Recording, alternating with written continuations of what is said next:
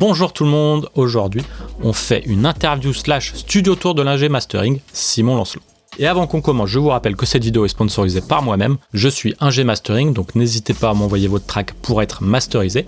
Et je suis aussi commercial indépendant en hi-fi et en matériel de studio. À ce propos, j'ai l'interface Grimm UC1, une super interface tout en un pour le mastering. En 1U, vous avez le cœur de votre setup de mastering, c'est formidable. Vous avez une boucle analogique, une boucle digitale, du monitoring digital, du monitoring analogique, des superbes clocks, les mêmes que dans les Grimm CC, et une interface USB à l'arrière pour gérer tout ça. Et en plus, une petite entrée USB à l'avant pour capturer la sortie stéréo d'un ordi ou d'un iPhone, et aussi une petite entrée analogique à l'avant. Ces deux petites entrées, ça vous permet par exemple de capturer la sortie d'un ordinateur d'un client qui arrive en studio, donc c'est très pratique. Et évidemment, c'est de la conversion hyper clean puisque c'est chez Grimm. Et si dans le futur vous voulez rajouter des convertisseurs à votre setup, je vous l'ai dit, vous pouvez le rajouter avec la boucle digitale qui est derrière. Voilà donc pour ce superbe Grimm UC1, je suis démonstrateur audio indépendant et apporteur d'affaires sur ce produit. Donc si vous voulez la tester ou l'acheter, vous pouvez me contacter directement.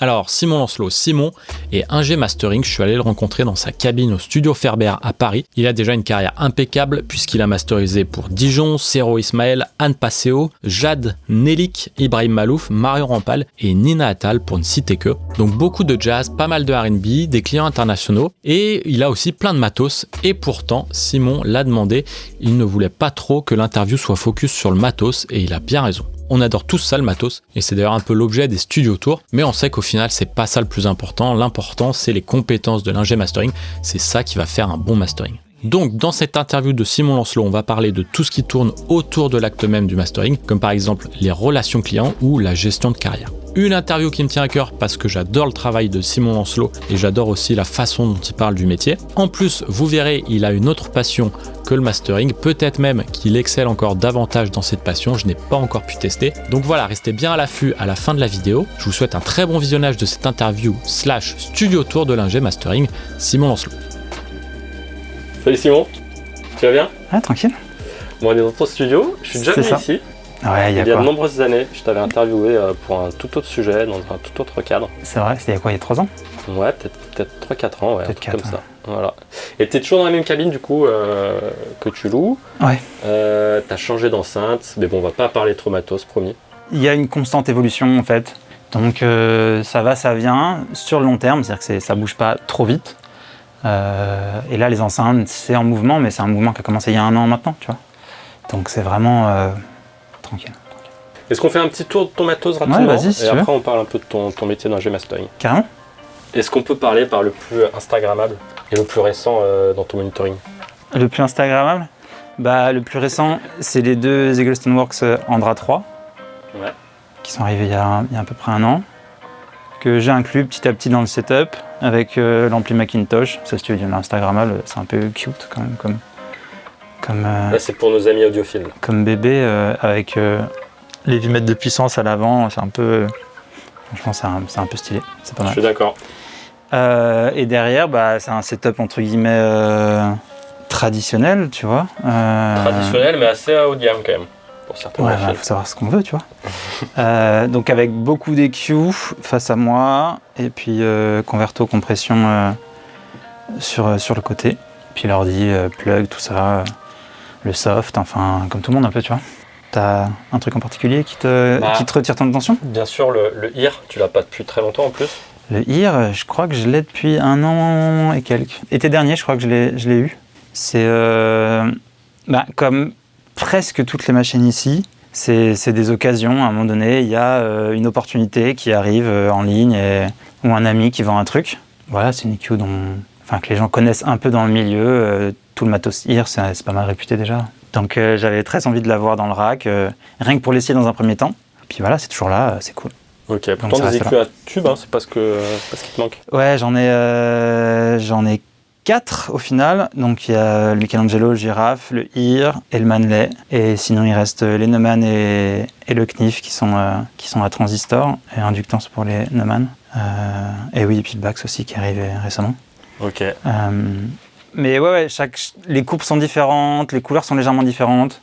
J'aime bien jouer avec ça. C'est pas genre je me retrouve très très rarement avec avec 2 EQ à tube sur le même morceau, ça peut arriver, mais c'est genre 3-4% du temps, quoi. Mais j'aime bien jouer avec les couleurs, je vois un peu la couleur de base de la machine, si elle fait avancer le morceau d'une certaine manière, c'est comme ça que je vais un peu choisir l'EQ que je vais utiliser au départ. Et ce que j'adore aussi, c'est un tout petit écran, pas trop grand, ça me plaît. Ouais, alors l'écran c'est toujours un problème, dans le sens où avoir un écran face à soi, plus il est grand, plus ça vient un peu détériorer l'image stéréo, notamment le centre. Et moi je suis très sensible au centre en fait.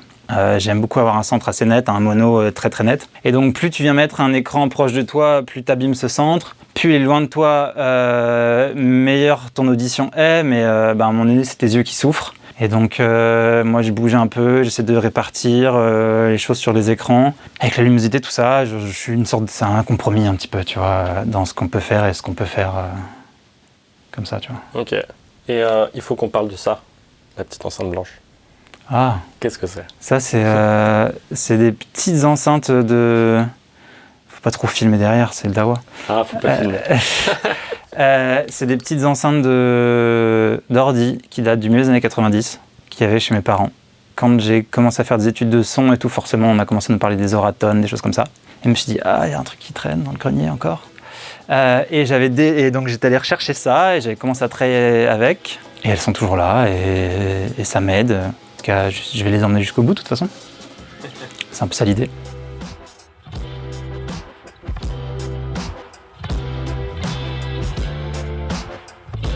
Bon alors, on s'est pas trop éternisé sur le matos. C'est ça. Et c'était aussi une volonté de ta part parce que c'est pas le plus important. Donc du coup, est-ce que tu peux nous parler un peu du métier d'ingé mastering ? Pourquoi le matos c'est pas si important par exemple ? Est-ce qu'on peut commencer par là ? Alors déjà, moi je voudrais commencer par autre chose. Vas-y, dis-moi. C'est que donc j'étais un peu frustré dans le choix des questions et les sujets un petit peu qu'on aborderait. Et je voudrais prévenir les gens tout de suite qu'à la fin de la vidéo, on va parler de pizza et je vais révéler des secrets. Et donc, regardez jusqu'à la fin, c'est très important. Maintenant, pourquoi c'est pas si important ? C'est plein de choses. C'est une question qui est plein de nuances, dans le sens où l'adage un petit peu c'est les oreilles pas le matos, il est vrai. C'est une chose, je connais plein de gens très forts qui peuvent se retrouver à travailler sans matériel ou avec peu de matériel, avec quelques plugins, au casque, etc. Maintenant, c'est des gens qui ont développé leur savoir-faire dans des cabines, des acoustiques, des pièces, et qui ont touché vraiment au matos, et qui se sont formés au fil du temps à ces outils, et qui derrière réussissent à transposer leur savoir-faire acquis avec des années de bidouille ici à d'autres outils.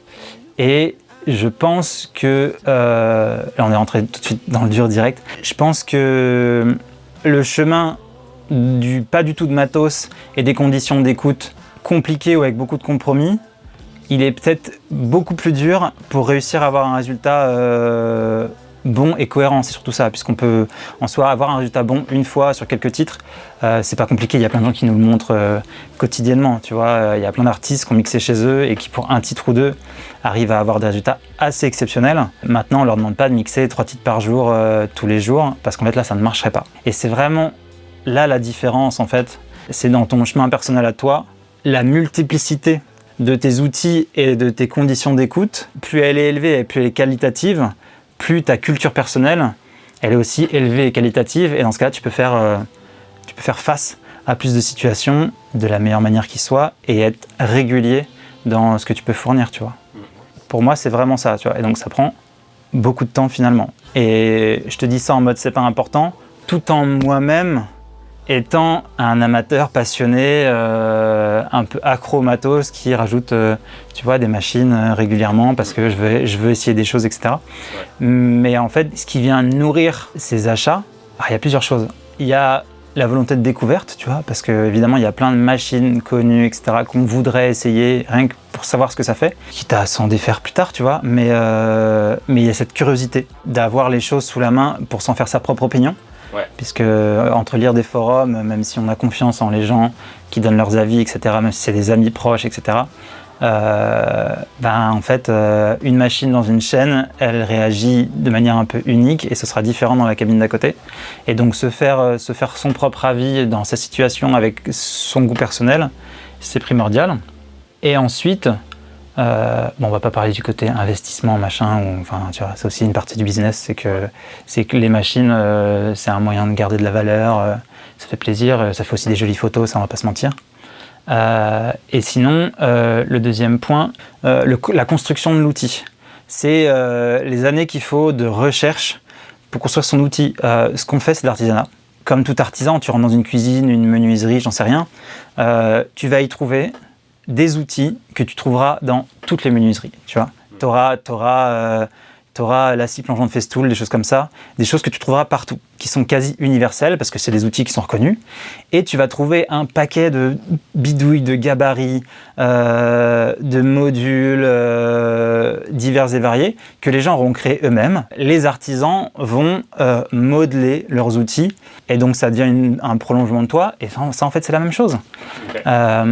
Et donc ça, faut du temps, surtout quand on essaie de créer une chaîne de qualité, donc qui coûte quand même un peu d'argent. Ouais. Ça met du temps pour acquérir, essayer, utiliser pendant des mois, des années, s'en défaire ou s'y attacher profondément à long terme. Et petit à petit, faire évoluer son outil vers un truc avec lequel on est de plus en plus à l'aise et qui nous permet d'avoir des résultats plus rapidement, de manière constante, super important quand même ça, la constance, d'avoir résultats qui sont toujours très bons chaque jour, pour chaque projet. C'est vraiment ça qui fait aussi en partie une carrière, toujours dans cette constance, cette régularité.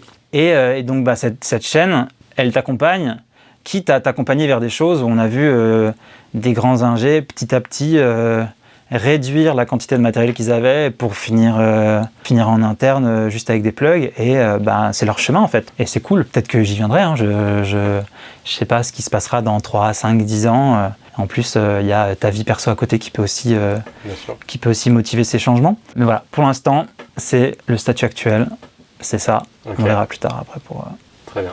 Pour les changements. Il y a des machines qui sont dans le rack que j'ai achetées, que j'ai laissé 6 mois, 1 an sur le côté, littéralement. Que j'ai juste essayé une fois, que j'ai laissé 6 mois, 1 an sur le côté. Et à un moment donné, un jour, il y a un projet qui est arrivé sur lequel j'avais des doutes, je trouvais pas le bon chemin. Et tu la ressors du placard, tu la mets, et là, c'est exactement ce qu'il fallait. Et donc, tu te mets à comprendre, on va dire, l'attitude et ce qu'elle peut t'apporter, tu vois, dans cette situation. Et c'est là que tu te mets des fois à dire, wow, c'est incroyable. Ou alors, en fait, ok, ça fait ce truc en particulier, ça m'intéresse pas. C'est vraiment un truc vraiment sur le long terme, plus que j'achète un truc, je le revends 3 mois après. C'est vraiment sur l'année, sur 2 ans, sur 3 ans. Je prends vraiment mon temps là-dessus. Je suis même un peu lazy, tu vois, dans le changement de... Quand il faut bouger des choses dans le rack, etc. Je préfère prendre mon temps là-dessus, quoi. Okay.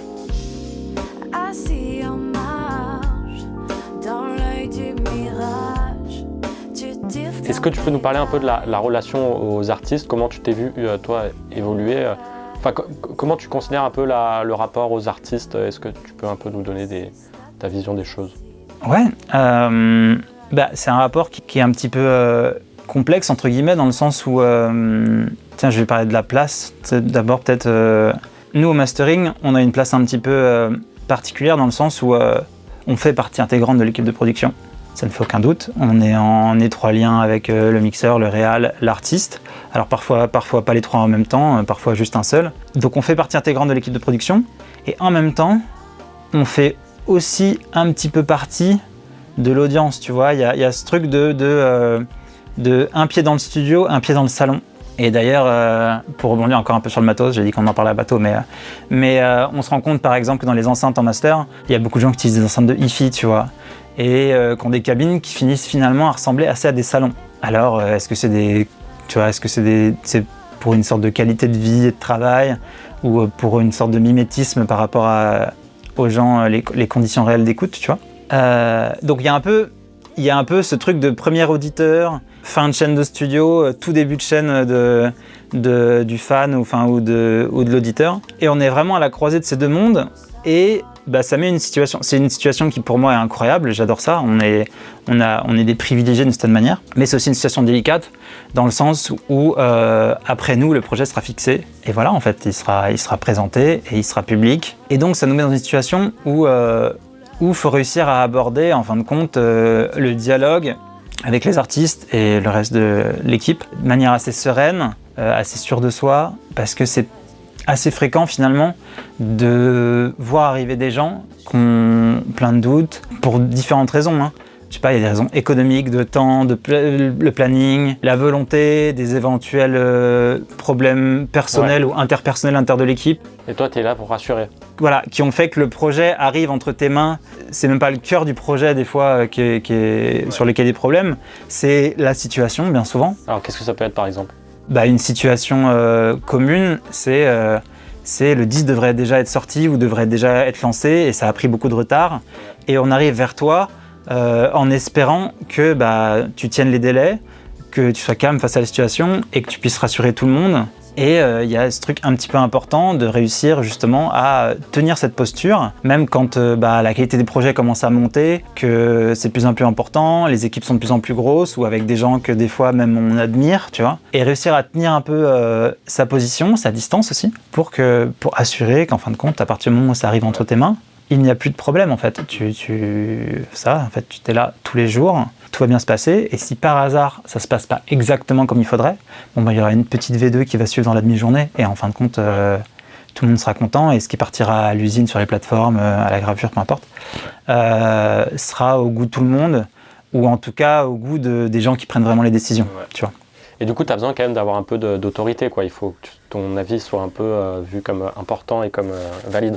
Il y a un petit peu de ça, et j'ai envie de dire que la première autorité, c'est l'autorité sur soi, dans le sens où pour tenir cette position par rapport aux autres, il faut déjà réussir à se la tenir. Donc il faut être soi-même. assez certain de tes goûts, par exemple. Voilà, certain de tes goûts. À un moment, quand tu arrives à cet âge et que tu écoutes de la musique depuis 20-25 ans, tu sais un petit peu où t'en es, tu vois.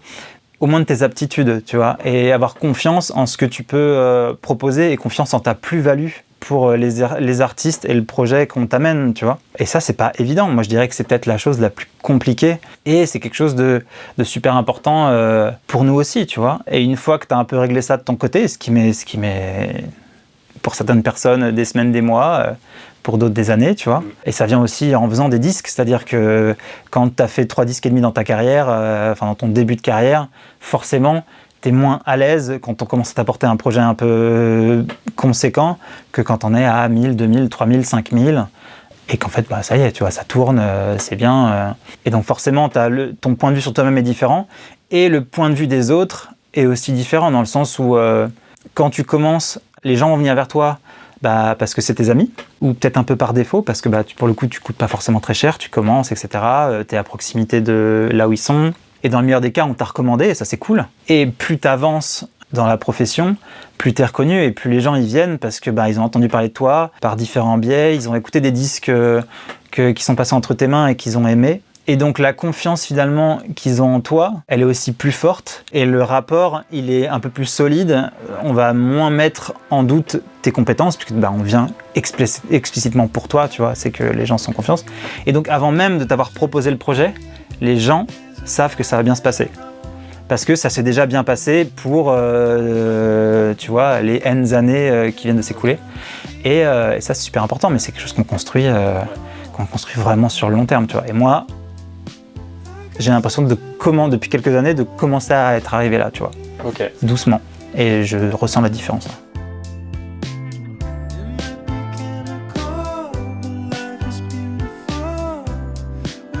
Un moment origin story. Voilà. Comment tu as commencé le métier ? En gros, moi j'ai commencé à m'intéresser à la musique quand j'étais au collège, notamment au son avec le rap, le hip-hop. Je suis devenu DJ. Donc je suis vraiment arrivé par la musique, par le côté un peu bidouille et manipulation, littéralement manipulation de la musique et des outils, tu vois. Et j'ai fait plein d'expériences avec des potes dans des garages à brancher plein de machines les unes sur les autres au cours de mon adolescence. Et ensuite, début d'idée adulte avec les études, j'ai fait une école à Brest qui s'appelle ISB, Image et Son. S'en est suivi un certain nombre de stages divers et variés à Paris, ailleurs en France et aussi à New York. Et je suis arrivé à Ferber dans la continuité de ces stages, une fois que j'étais déjà sorti depuis facile 6 mois de l'école. Et donc j'ai commencé ici en tant que stagiaire, puis assistant mix principalement, dans la cabine à côté, la cabine de mix multicanal. Et en parallèle, petit à petit, j'ai commencé à faire du master chez moi, parce que, donc on est début des années 2010, Je commence à m'y intéresser un petit peu 2009-2010. C'est un moment où ça parle beaucoup de on commence à beaucoup parler de mastering sur Internet. Okay. Avant ça existait. C'est là où on voit beaucoup arriver, tu vois, fin des années 2000, on voit arriver les isotopes, les verres fluo, là, etc. à l'ancienne. Et donc moi, je commence à m'y intéresser un petit peu parce qu'on en parle beaucoup et ça m'intrigue. Et on en parle comment? Qu'est-ce qu'on dit dessus? Bon, c'est les mêmes choses que maintenant, tu vois. Soit c'est de la magie, soit c'est facile de le faire à la maison. C'est cette espèce de truc à chaque fois où les deux sont faux. Tu craques Ozone à l'époque Ouais, évidemment. Tu vois, je suis même avant même d'être étudiant. Tu vois, t'es fin d'adolescence, forcément. Tu vois. Et du coup, tu as commencé à bidouiller comme ça les plugs. Okay. Les plugs. Et donc ensuite, fast forward. On revient 2013-2014 quand je suis assistant, donc déjà je suis au point où je vis de la musique, même si voilà, je suis assistant, mais je commence à vivre. Et donc le mastering, ça m'a toujours suivi, un peu en parallèle, tu vois. À l'école, je masterisais les projets de mes potes. Et donc là, j'ai continué en parallèle. Et il y a eu un moment, début 2014, où j'ai eu beaucoup de travail pendant quelques mois. Je travaillais ici, je travaillais pour TF1, etc. Et donc j'ai fait, on va dire, une somme d'argent pour l'époque qui était un peu conséquente par rapport à ce à quoi j'avais l'habitude. Hein. Quelques mois auparavant, j'étais encore au RSA et tout, donc d'un coup. Et donc je me suis acheté les PSI à ce moment-là. Ça a été un peu choix contre monitoring, les PSI. Et tout de suite, par rapport à mon monde de l'époque... J'habite dans une maison à Fontenay-sous-Bois avec 3 autres potes en coloc. Et avec mon monde de l'époque, j'avais les meilleures enceintes de tout le monde. Tu vois. Évidemment, par rapport à ici, c'était pas le cas. Mais par rapport à mon monde d'à côté, de potes qui sont en début de carrière, de musiciens qui sont en début de carrière, etc., j'avais les meilleures enceintes, les meilleures conditions d'écoute. Et donc, petit à petit, j'ai commencé à avoir des projets qui sont arrivés comme ça sur le côté. Et donc, j'ai continué à nourrir ce truc. Je sortais beaucoup à l'époque, essayais de croiser plein de gens. Et puis, ça a aussi éveillé la curiosité de certaines personnes, de certains ingés ici, tu vois, qui ont commencé à me filer des projets petit à petit. Et ça a grandi un peu nourri de ces deux mondes, jusqu'à ce qu'en 2016, je prenne une cabine ici. 2015-2016, il y a eu pas mal de travaux et pas mal de cabines convertes, donc on m'a proposé d'en prendre une. Et voilà, un an après, j'ai commencé à vivre presque essentiellement du master, depuis 2017. Et ça va faire 5 ans que je vis de ça et que je fais presque exclusivement que ça. Enfin, maintenant, je ne fais exclusivement que ça. Ok. C'est toujours une histoire, un ingé mastering qui devient ingé mastering. Ouais, et puis je pense qu'on a tous des chemins un petit peu différents. Il y a cette espèce de truc, de croyance un peu générale, comme quoi il y a une hiérarchie dans les ingé sons, tu vois, et que le mastering sera au sommet de cette hiérarchie. Moi, je crois pas à ça du tout. Entre nous, c'est le mixeur qui est au sommet de la hiérarchie. Je pense que c'est le 100 mètres de la... Okay. Tu vois, le 100 mètres des ingé sons, c'est un peu les mixeurs, quand même, on va pas se mentir. Ouais. Nous, on est un peu... tu vois, on a un peu le 400 mètres à côté, tu vois, genre, c'est cool à regarder, mais c'est pas aussi incroyable. Mais ça reste un travail d'équipe en parallèle. Et d'ailleurs, je me souviens de m'être fait, c'est une réflexion c'est une pensée que j'ai depuis longtemps, mais je me souviens avoir lu le bouquin de Geoff Emerick sur les Beatles, et où il raconte à l'ancienne le chemin pour devenir un ingé de séance. Et où tu commençais T-boy, puis assistant, puis derrière tu passais à la gravure, donc au mastering à l'époque, et pour finir un jet de séance, dans le but de connaître en premier la destination, tu vois, le support de destination, avant de prendre des choix sonores et artistiques en séance, en ce qui concernait le contenu, tu vois. Et au final, sans vraiment le vouloir, hein, parce que le mastering, c'est aussi ce qui économiquement a été possible à un moment de ma vie, tu vois. Là où j'étais très occupé en tant qu'assistant, d'un point de vue organisation du temps, c'était pratique de faire du mastering parce que voilà, j'avais un disque à faire dans la semaine, j'étais pas obligé de le faire le mardi parce que si j'avais une séance le mardi, je le faisais mercredi. Et là où des assistants qui auraient plutôt voulu faire du rec à côté, c'est plus compliqué de booker sur 2 tableaux. Moi, c'est un peu plus facile, donc ça a pu mieux marcher comme ça et de petit à petit pouvoir investir le gros de mes revenus, tu vois, dans mes premières machines et commencer à construire un setup un peu comme ça et lancer un chemin, quoi, tu vois. Ok. Donc voilà pour ta carrière. Et c'est quoi le futur ? C'est dur de dire le futur, tu vois. J'ai plein d'envies. Après, les envies, elles affrontent la réalité, tu vois. Mais c'est évident que, en ce moment, j'évolue dans une cabine qui a ses qualités, ses défauts. Je dois faire un certain nombre de compromis. On peut imaginer que dans un futur où j'ai l'occasion de construire une cabine, tu vois, genre from scratch, sortie de terre, un peu complètement à mon image, tu vois. Parce que là, c'est un lieu que j'ai fait évoluer, qui évolue presque, pas chaque jour, mais qui évolue chaque mois, tu vois. Je viens rajouter une boîte. Et tu vois, c'est des choses qui ont un peu évolué au fur et à mesure. C'est pas un projet à un moment donné qu'on est allé sur la page, sur une page. Donc ouais, le futur, ce serait justement de faire un projet un peu de table rase, commencer depuis le début et tout faire d'un seul bloc.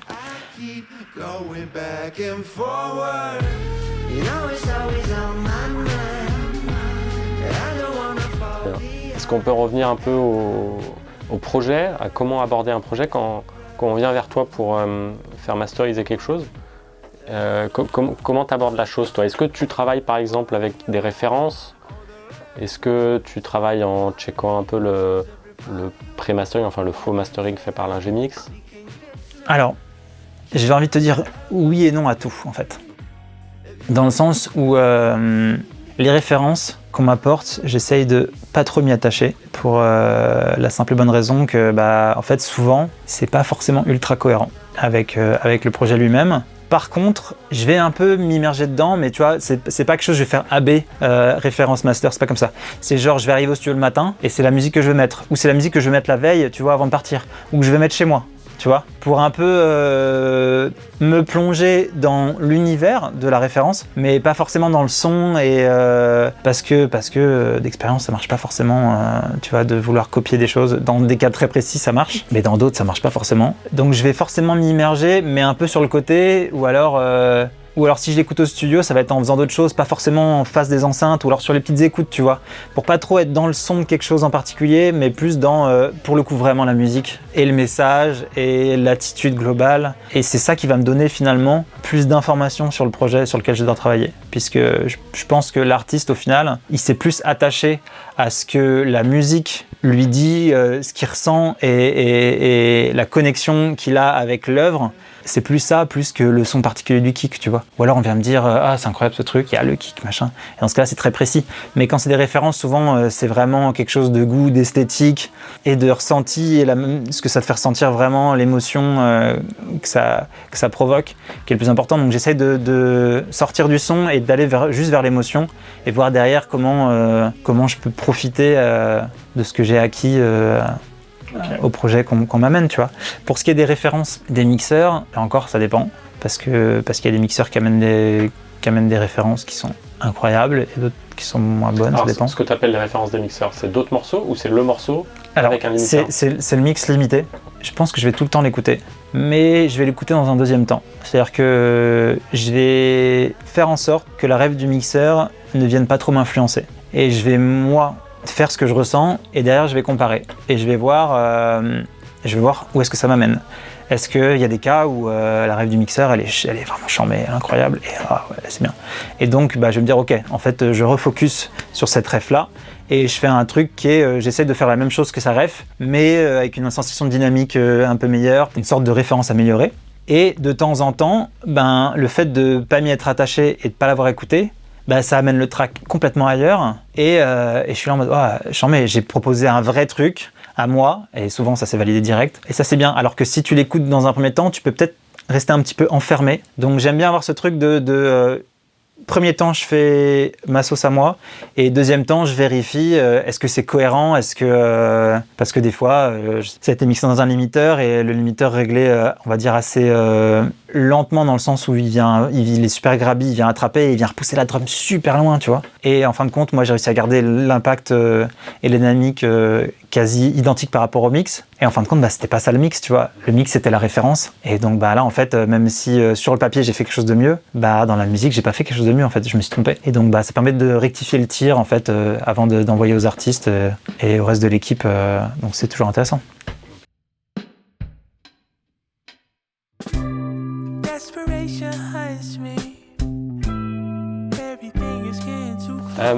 Tu m'avais fait mention d'un ami à toi qui travaillait sur un gros projet.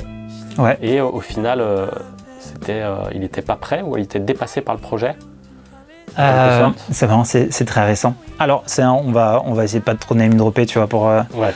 Mais c'est un projet qui est un petit peu gros, et qui s'est retrouvé à être un projet un petit peu gros pour l'ensemble de l'équipe. C'est-à-dire que tout le monde s'est retrouvé un peu dépassé. Et donc, de ce dépassement... Alors ça veut dire quoi un projet qui devient trop gros? C'est le label qui met tout le moyen? C'est que d'un coup, il y a un coup de projecteur sur l'artiste. Ouais.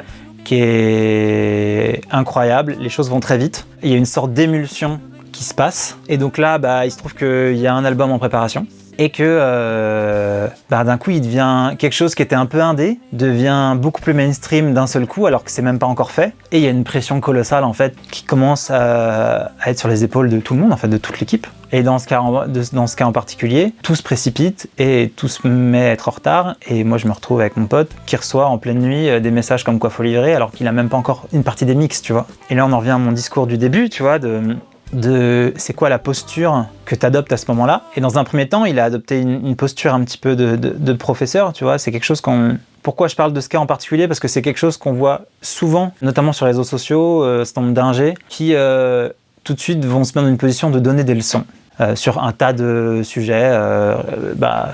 Récemment, ça a été Loudness sur le streaming, tu vois, ça a été le sujet. Et donc, plein de gens qui ont commencé à donner des leçons et qui se sont mis à donner des leçons aux gens avec qui ils travaillent, ce qui en soi est pas mal. Hein.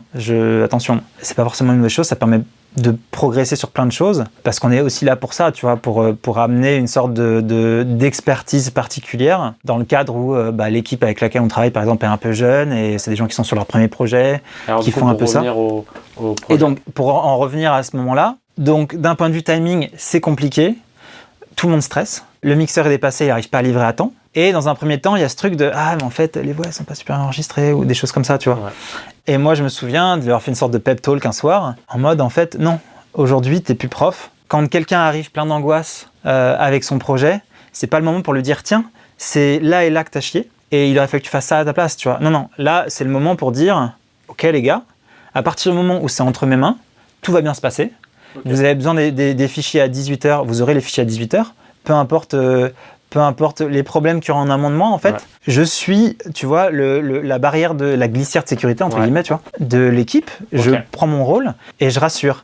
Et ça veut pas dire « bonjour, je suis la glissière de sécurité ». Non, c'est dans ton attitude, la manière dont tu réponds aux messages, dont tu interagis avec les gens, d'avoir ce rôle-là, en fait. Ce qui fait toute la diff, c'est comment se sentent les gens une fois qu'ils ont raccroché le téléphone après t'avoir eu, tu vois. Ils t'appellent avec des doutes et quand ils raccrochent, est-ce qu'ils sont sûrs et certains que tout va bien se passer ou est-ce qu'ils sont encore un petit peu dans un questionnement, un truc, etc. Et on est un peu là pour ça, pour faire en sorte que quand ils raccrochent, ils soient beaucoup plus détendus, tu vois.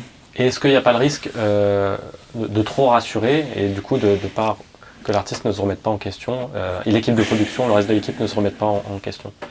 Je pense qu'à partir du moment où tout le monde a pris un gros coup de pression, d'une certaine manière, tout le monde se remet en question, tu vois.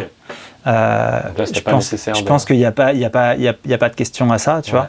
Et c'est aussi quelque chose que tu peux faire dans un deuxième temps. Ouais.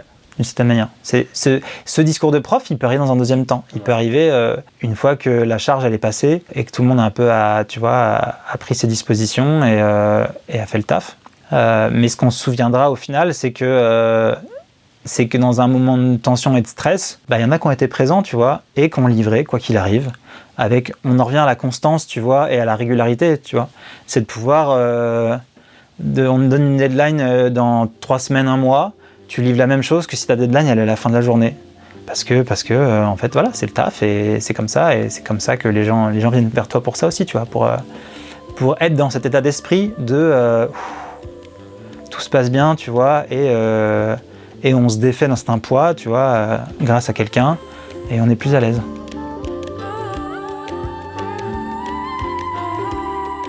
Est-ce qu'en 2022, être à Paris, à l'ère de WeTransfer, etc., est-ce que c'est important? Alors, c'est un questionnement que, évidemment, plein d'ingés se posent. Hein. Et je la pose à monsieur Master in Paris, sur Instagram. Ouais. Oui et non, dans le sens où... j'ai envie de dire que pour le travail en lui-même, non. Okay. Tu vois, à un moment, surtout quand tu commences à avoir une clientèle qui est nationale, voire internationale, que ton studio il soit dans le 20e à Paris, ou au fin fond de la campagne, ou sur une île, ou à l'autre bout de la planète, en vrai, tout le monde s'en fout un petit peu. Tu vois, mais ça t'apporte quand même du boulot et de l'autorité peut-être? Dans un premier temps, ouais. indéniablement, tu vois. Mais une fois que ton autorité, elle est arrivée par ton travail, tu vois, et que les gens viennent pour toi et pas pour un lieu, même si le lieu peut te donner énormément de légitimité, tu vois. Ça se passe en plusieurs phases, et à un moment donné, c'est ton nom qui prime et plus forcément le lieu dans lequel t'es, tu vois. Et des gens viennent te voir sans connaître le lieu, et petit à petit, la majorité des gens qui viennent te voir ne connaissent même pas le lieu, tu vois. Et donc quand on est là, que tu sois sur une île ou à Paris ou je sais pas quoi, ça n'a pas forcément d'importance.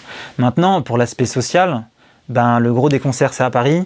Quand t'as plein de potes à Paris, les fêtes sont à Paris. Il y a une effervescence culturelle à Paris ou dans les grandes villes de manière générale, dans les grandes métropoles. Ça pourrait être, j'étais à Berlin le mois dernier, c'est Berlin, Londres, Paris, les grandes capitales de manière générale ont cette effervescence-là qui fait que tu croises des gens constamment, que ce soit dans ton bâtiment, mais aussi dans la rue, dans les clubs dans lesquels tu vas, au concert, dans les restaurants éventuellement, dans les transports en commun, tu vois, ça m'arrive de croiser des artistes ou d'autres ingés dans le tram ou à vélo, enfin, tu vois. Et finalement, c'est ça qui est important, tu vois, plus que le travail. Il faudrait pouvoir avoir sa cabine à la campagne et avoir l'aspect social de la grande ville. C'est ça qui est un peu compliqué parce que c'est deux aspects qui sont un peu durs à mêler, tu vois.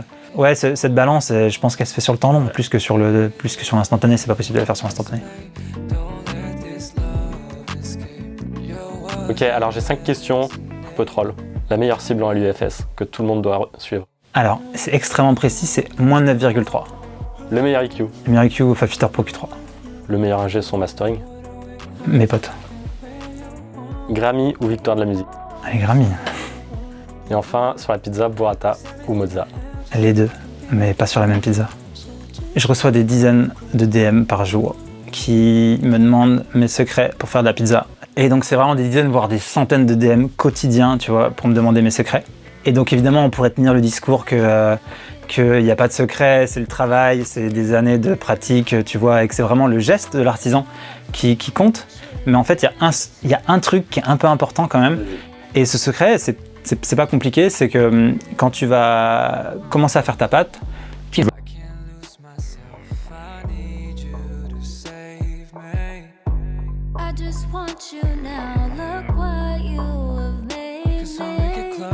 Face to face.